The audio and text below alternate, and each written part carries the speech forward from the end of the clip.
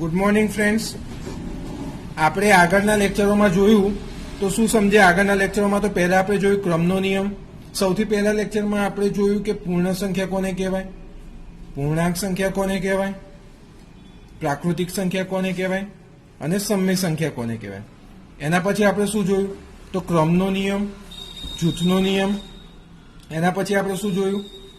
તો વિરોધી સંખ્યા, વ્યસ્ત સંખ્યા, પછી જોયું વિભાજનનો નિયમ. બરાબર?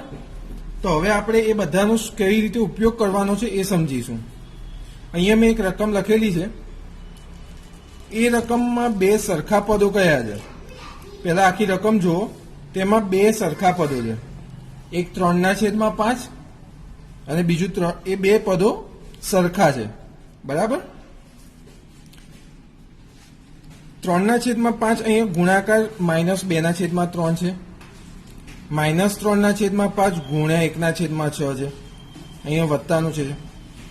હવે તમે જ્યારે એક જ પદમાં ભાગાકાર આવતો હોય, ગુણાકાર આવતો હોય, સરવાળો બી આવતો હોય અને બાદબાકી બી આવતી હોય, તો તમને એવું થાય કે પહેલા શું કરવું? ભાગાકાર કરવો, ગુણાકાર કરવો, બાદબાકી કરી નાખવી, સરવાળો કરવો. અમુકનો સરવાળો ગમતો જ સરવાળો કરી નાખે. એવું ના હોય. નિયમ એવું છે કે ભાગવું સબા, એટલે પહેલા થાય ભાગાકાર, પછી થાય ગુણાકાર, પછી થાય સરવાળો અને પછી થાય બાદબાકી. એટલે જ્યાં સુધી આખું પદ અહીંયા આપેલું હોય એમાં જ્યાં સુધી ભાગાકાર પહેલા થતો હોય ને તેમાં પહેલા ભાગાકાર થાય. ભાગાકાર થઈ ગયા પછી ગુણાકાર હોય ને તો પછી ગુણાકાર થાય, પછી સરવાળો આવે તો સરવાળો થાય, પછી બાદબાકી થાય.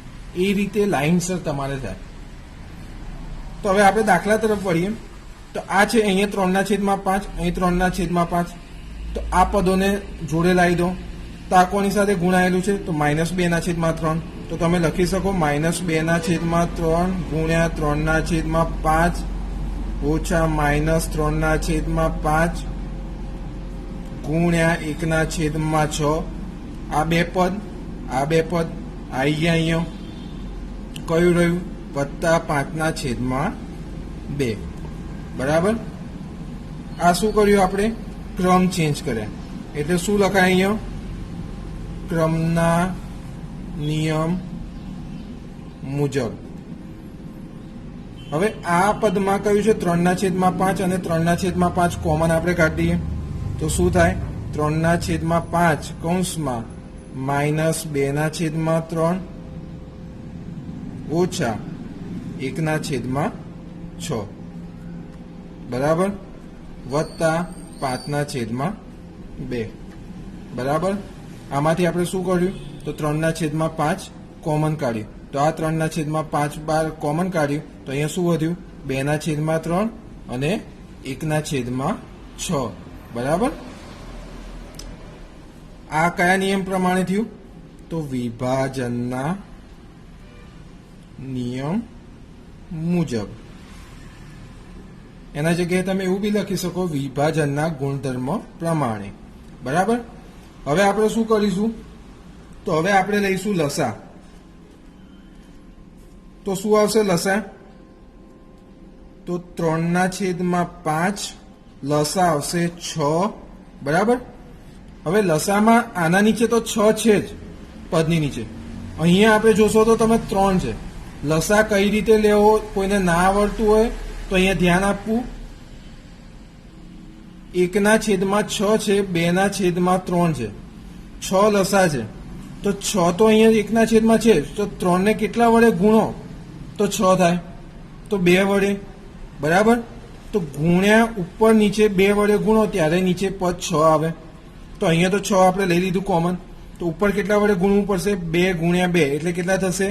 4 ઓછા અહીં તો 1/6 છે જ એટલે એના એ જ પદ આવશે -1 વત્તા 5/2.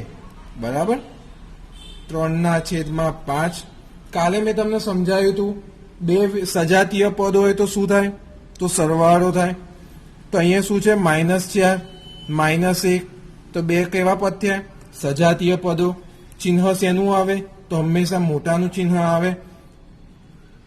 તો 4 ને 1 5 અને મોટાનું ચિહ્ન એટલે -6 વત્તા 5/2 બરાબર। હવે શું થશે તો આની જોડે સરવાળામાં છે, આની જોડે ગુણાકારમાં છે, ભાગુ સબા નિયમ પ્રમાણે એવું ના થાય કે આ બેનો સરવાળો થઈ જાય અને પછી આને ગુણો।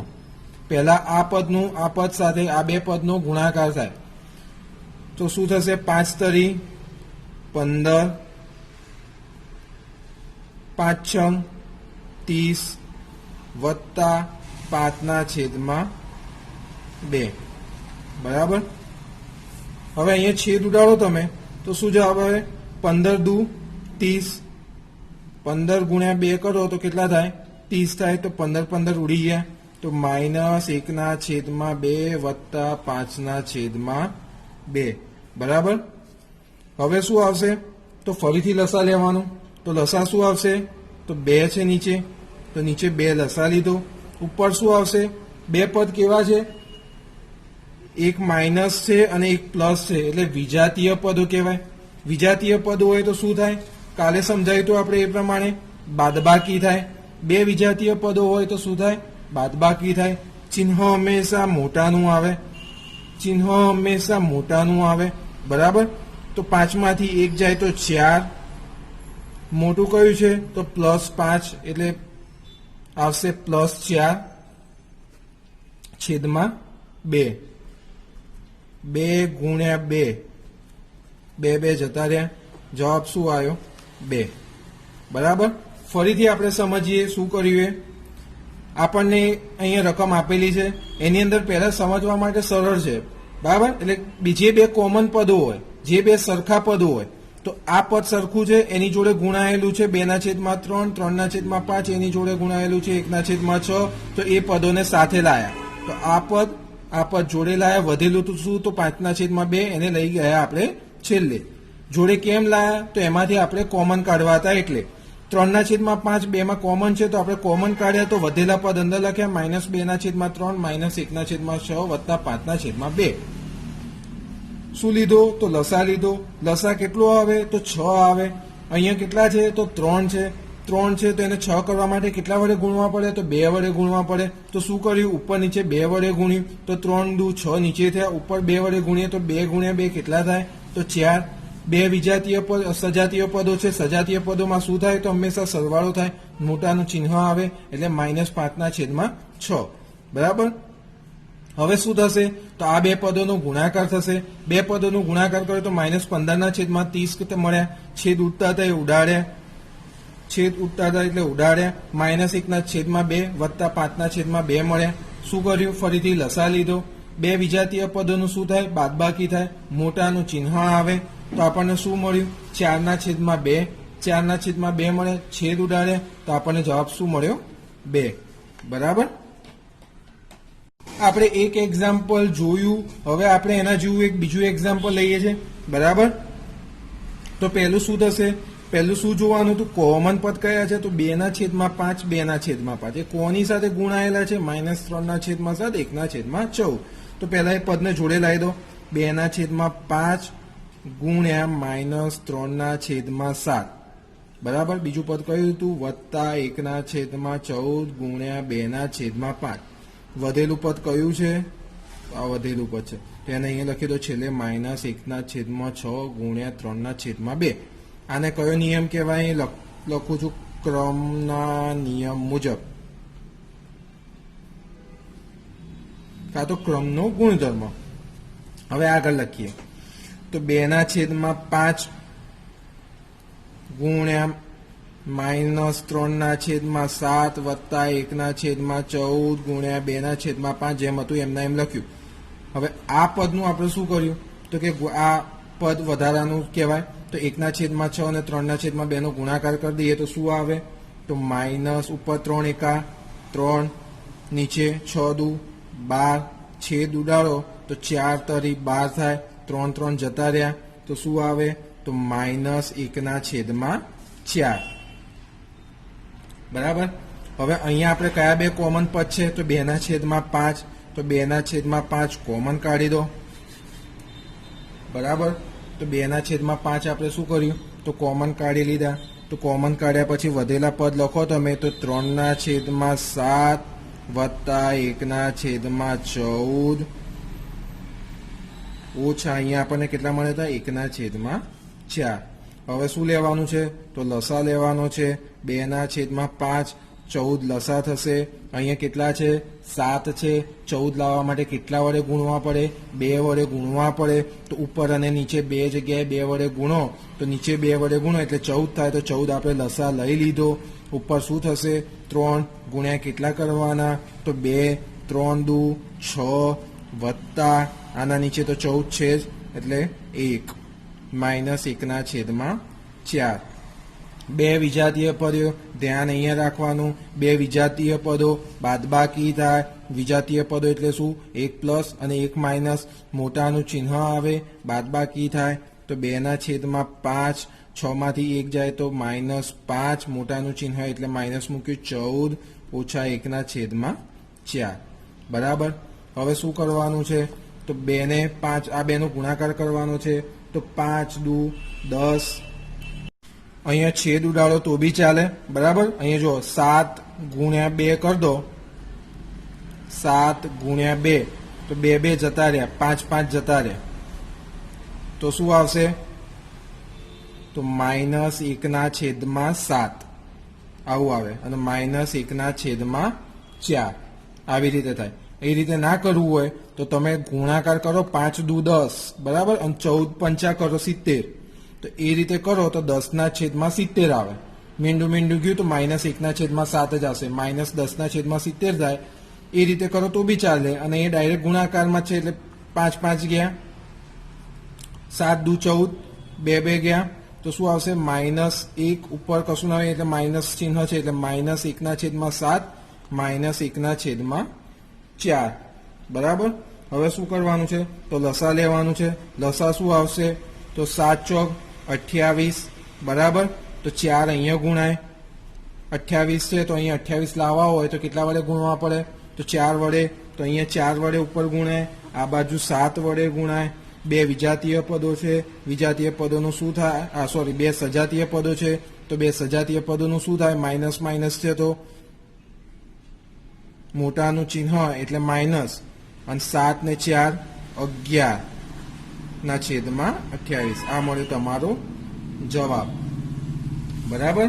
આપણે શું કર્યું પહેલા કોમન જે પદ નીકળતા હોય કોમન એક બાજુ કરી દીધા. વધારાના પદ છેલ્લે મોકલી દીધા ક્રમના નિયમ મુજબ. પછી આપણે શું કર્યું તો કે 2/5 જે નીકળતા હતા એ કોમન કાઢ્યા. એને કયું કહેવાય તો એને કહેવાય વિભાજનનો ગુણધર્મ. પછી શું કર્યું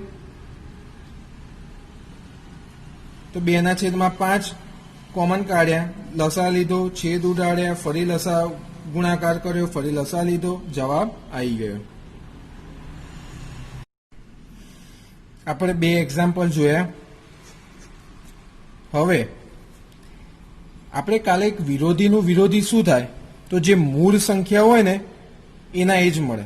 ધારો કે આપણે કોઈ x લીધો બરાબર. x ની વિરોધી સંખ્યા કઈ તો x ની વિરોધી સંખ્યા -x થાય. તો આ -x ની વિરોધી સંખ્યા કઈ મીન્સ કે ધારો કે x છે તો એની વિરોધી સંખ્યા -1. તો આવું લખીએ કઈ કે x છે એને માઇનસ વડે આપણે ગુણ્યું તો આપણને શું મળ્યું -x. બરાબર. તો આ -x ની વિરોધી શું થાય તો -x ની વિરોધી સંખ્યા x મળે આપણને મૂળ સંખ્યા. તો આ -x છે એને આપણે ફરી માઇનસ વડે ગુણે તો આપણને કઈ મળે તો x મળે. તો તમને આવો 1 માર્કમાં ક્વેશ્ચન પૂછાય કે ચકાસણી કરો. બરાબર. તો તમારે કઈ રીતે આવે દાખલો ધારો કે તમને કોઈ રકમ આપી છે તો x બરાબર 11/15 અને તમને એવું કે -x માઇનસ બરાબર x આવે ચકાસણી કરો. બરાબર.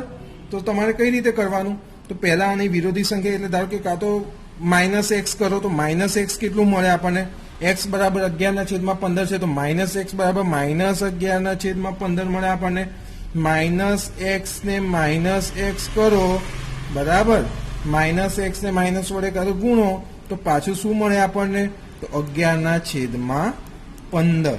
તો આ શું કહેવાય? તો માઇનસ માઇનસ એક્સ બરાબર આપણને શું મળ્યું? તો એક્સ મળ્યો. ચકાસણી થઈ ગઈ. તો એક આ રીતે બી 1 માર્કમાં કે 2 માર્કમાં તમને દાખલા પૂછાય છે. બરાબર, બહુ ઇઝી જ છે, આમાં કંઈ મગજ દોડાવવા જેવી વસ્તુ નથી, એટલે આવડી જાય એવો જ છે. હવે આપણે આગળ જોઈશું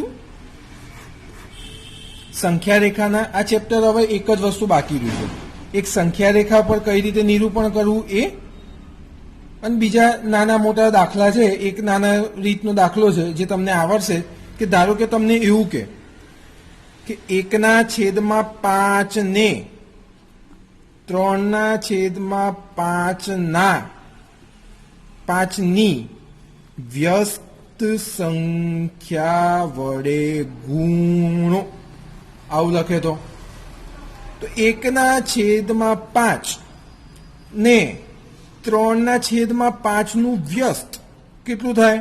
તો 5/3 ની સંખ્યા વડે ગુણો. તો ગુણાકાર કરી દેવાનું. ગુણાકાર શું આવે? 5 એકા 5 ને 5 તરી 15, કાં તો અહીં છેદ ઉડાડ દો તો 1/3 જવાબ આવી ગયો. ખબર પડી? બહુ સરળ મેથડ છે. આ જ રીતે તમને એવું બી પૂછે. બીજી આપણે એક ઉદાહરણ લઈ લઈએ. ધારો કે 2/9 ને 7/3 ની વ્યસ્ત સંખ્યા વડે ગુણો. આ રીતે તમને અલગ અલગ રીતે પૂછી શકે. વ્યસ્ત સંખ્યા વડે ગુણો, વિરોધી સંખ્યા વડે ગુણો, કાં તો પછી તમને એવું પૂછે કે આના વ્યસ્તનો વિરોધી કરીને એનો સરવાળો કરો. બરાબર, તો તમને ખબર પડી જવી જોઈએ કે આમાં પહેલું આપણે શું કરવાનું. તો શું આપણને રકમ આપી છે? 2/9 આપણને કીધેલું જ છે ને 7/3. ઓકે, ની વ્યસ્ત. ઓકે, તો શું કરવાનું છે? એનું વ્યસ્ત 3/7 વ્યસ્ત સંખ્યા વડે ગુણો. તો આ ગુણી દીધું. આમાં કંઈ બહુ મગજ દોડાવવાની વસ્તુ નહીં. રકમ જે કે કર્યા કરવાનું એટલે જવાબ આવી જાય, માર્ક મળ્યા કરે. 3 દુ 6. ઉપર શું કર્યું? આ બેનો ગુણાકાર છે. ભૂલથી ધ્યાન રાખજો કે કોઈ દિવસ એવું ના થાય કે લસા લઈ લો. બરાબર, ગુણાકાર હોય એમાં લસા ના આવે. તો 3 ઉપર આપણે ગુણાકાર કરીએ તો શું થાય? 2 તરી 6 અને 7 નવા તો 63. બરાબર, તો આ તમને મળ્યો જવાબ. તો આગળ જે રીતનો મેં તમને દાખલો ગણાયો, બરાબર, એ રીતના દાખલા બીજા 1-2 તમે ગણો એટલે તમને ખબર પડી જાય કે બહુ સરળ રીત છે એ રહીએ. હવે આપણે આગળ જોઈશું સંખ્યા રેખા પર કઈ રીતે સંખ્યા દર્શાવવાની. ધારો કે અહીંયા કોઈ આપણે સંખ્યા રેખા મેં દોરી છે. તો અહીંયા સેન્ટરમાં મેં લીધું 0. તો આ બાજુ કઈ સંખ્યા આવશે? તમને ખબર જ છે, ધન સંખ્યા આવશે. આ બાજુ બધી કઈ આવશે? તો ઋણ સંખ્યા આવશે. બરાબર, આ વસ્તુ તમને ખબર હોવી જોઈએ. એટલે અહીંયા આવશે 1, 2, 3, 4, 5 એમ અનંત આયા કરે. આ બાજુ કેવું આવે? તો -1, -2, -3, -4 એ રીતે અનંત આયા કરે. બરાબર, એક આ વસ્તુ તમને ખબર હોવી જોઈએ. બીજી વસ્તુ કે 0 થી 1 ની વચ્ચે તમે તમારા સ્કેલમાં જોશો, તમારી જોડે ફૂટપટ્ટી તો હશે જ. તો ફૂટપટ્ટીની વચ્ચે પેલા કાપા આપેલા છે. ધારો કે અહીંયા ફૂટપટ્ટી હોય તો 0 થી 1 ની વચ્ચે તમે જ્યારે જશો ને તો વચ્ચે 1, 2, 3, 4, 5, 6, 7, 8 એવા 10 કાપા આપેલા છે. બરાબર, એ 10 કાપા આપેલા છે ને એ ભાગ પાડેલા કહેવાય કે એના 10 ભાગ પછી એક ભાગ આવે. ધારો કે આપણે એને સરળ ભાષામાં સમજીએ તો આ એક ચોરસ છે. એના મેં ભાગ પાડ્યા 4 સરખા. બરાબર, 4 સરખા ભાગ પાડ્યા તો આ એક ભાગને શું કહેવાય? તો 1/4 કહી શકો. કેમ? તો કે એક ભાગ છે એના 4 સરખા ભાગ પાડ્યા તો શું લખાય? 1/4. આ બી કેટલું હશે? 1/4. આ બે ભાગને હું ભેગા કરું તો કેટલા થાય? તો 1/4 વત્તા 1/4 તો શું લખાય? 2/4. એ જ રીતે આ 3 ભાગને હું ભેગા કરું તો શું લખાય? તો 2/4 વત્તા આપણે અહીંયા 2 ભાગનું તો ખબર જ હતી. બરાબર, આ વચ્ચે એની અંદર એક ભાગ ઉમેર્યો તો શું થાય? 1/4. એ રીતે ના ખબર પડે તો તો એવી રીતે બી કરી શકો. આ 1/4 છે, આ ભાગ 1/4 છે, આ ભાગ 1/4 છે, આ ભાગ 1/4 છે. તો 1/4 એવા 3 ભાગ ભેગા કરો, 1/4 વત્તા 1/4 વત્તા 1/4. તો શું મળે? 10/4 ઉપર 3. તો શું લખાય? તો એ રીતે મળ્યું 3/4. બરાબર. એ જ રીતે પછી 4 ભાગ ભેગા કરો તો શું થાય? તો 1/4 1/4 1/4 1/4 એવું 4 વખત કરો. કાં તો 3/4 એવા 3 ભાગ તો હતા, એની અંદર એક ભાગ ઉમેર્યો 1/4. તો શું મળ્યું? 4/4. છેદ ઉડ્યા, 1 મળી ગયો. બરાબર. તો ખબર પડી તમને કે કઈ રીતે આગળ વધે છે. તમે સરખા ભાગ કર્યા હોય તો આપણને કેવું મળ્યું? અહીંયા 1/4. 0 હોય 0, પછી 1/4, 2/4, 3 ભાગ ભેગા કરે એટલે 3/4, 4 ભાગ ભેગા કરે એટલે 4/4. એને હું 1 વડે બી દર્શાવી શકું છું. બરાબર. તો આ જ રીતે સંખ્યા રેખા આપણે દોરી. અહીંયા મેં લીધું 0. બરાબર. અહીંયા મેં લીધું 1. મેં આના 4 સરખા ભાગ કરું છું. બરાબર. મેં આના કેટલા? 5 સરખા ભાગ કર્યા. અહીંથી 1 ભાગ, અહીંથી 2 ભાગ, અહીંથી 3 ભાગ, અહીંથી 4 ભાગ, અહીંથી 5 ભાગ. તો હવે મારે આને નામ આપવું હોય તો શું અપાય? કેટલા ભાગ કર્યા છે? યાદ રાખજો, 5 સરખા ભાગ. 5 સરખા ભાગ કર્યા હોય તો શું થાય? 1/5. આ રીતે થાય. એટલે કઈ રીતે લખાય? 1/5. તો અહીંયા તમે લખી શકો 1/5. બરાબર. પછી આપણે જેમ અહીંયા જોયું હતું, એક ભાગની એડ કરો બીજો ભાગ, તો આ કેટલો? આ થયું 1/5.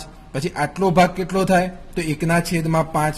તો આ 2 ભાગ ભેગા કરો તો કેટલા થાય? તો 2/5. અહીંથી આપણને મળ્યું 2/5. એ જ રીતે આપણે મળે 3/5. એ જ રીતે આપણને મળે 4/5. એ જ રીતે મળે આપણને 5/5. 5 જતા રહ્યા એટલે મળે આપણને 1.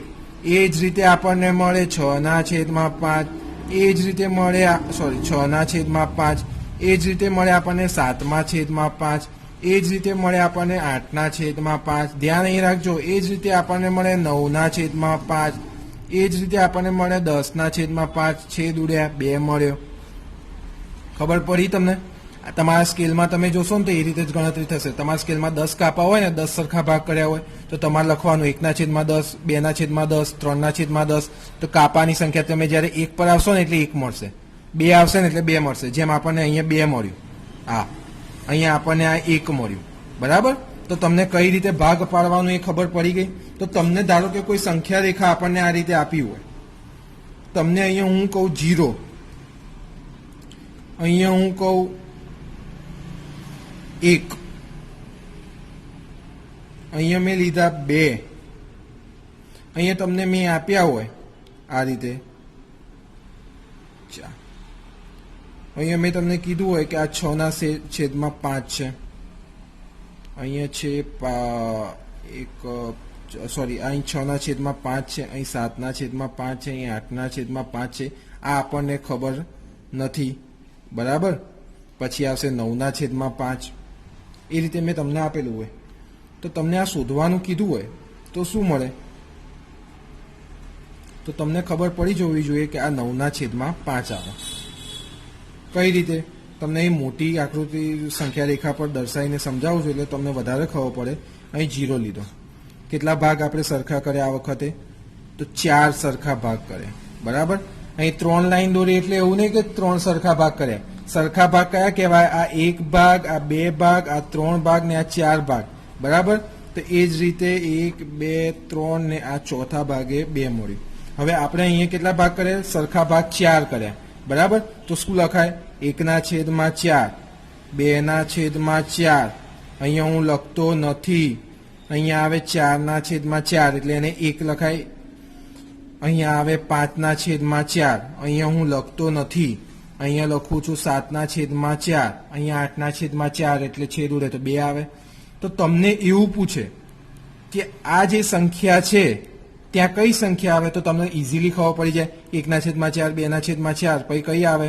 તો અહીંયા આવશે 3/4. તમને એવું કીધું છે એ સંખ્યા શોધો. અહીંયા એવું આપ્યું છે બી છે તો બી સંખ્યા શોધો. બરાબર. તો તમને ખબર પડી જાય એ જ રીતે અહીંયા શું મળ્યું તો 4/4, 5/5, પછી અહીંયા પૂછ્યું છે શોધો અને 7/4, તો તમને ખબર પડી જાય કે આ બે વચ્ચેની સંખ્યા કઈ છે તો 6/4. બરાબર. તો અહીંયા તમારું સંખ્યા રેખા પર આ તમને એક ખાલી માહિતી આપી છે. કાલે સંખ્યા રેખામાં આપણે થોડું ડિટેલમાં લઈશું અને અત્યાર સુધીના જેટલું બી આપણે ભણાયું છે કાલે એક જ ચેપ્ટરમાં આપણે બધું જ રિવિઝન કરીશું. એટલે કાલે તમારું ચેપ્ટર ફિનિશ થશે. બરાબર.